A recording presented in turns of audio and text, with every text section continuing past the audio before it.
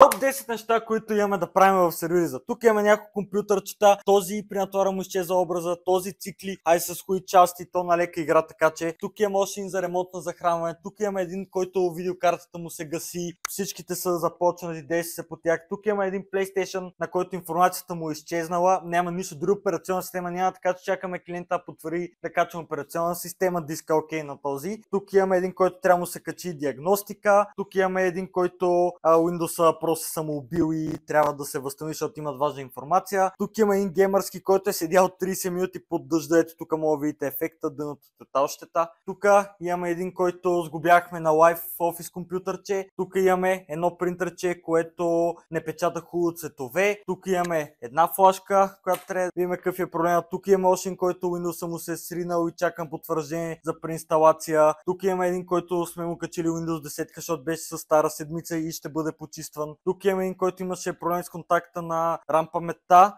Колегата е извадил сега едната, тества RAM паметта, защото трябва да видим коя е проблемната. Тук имаме още един, който клиента не е казал какво правим с него, но и той е за преинсталация. Имаме едно телефонче, правим така, че имаме доста неща правим в сервера, така че стига съм плямпал, давайте ние да си продължаваме задачките.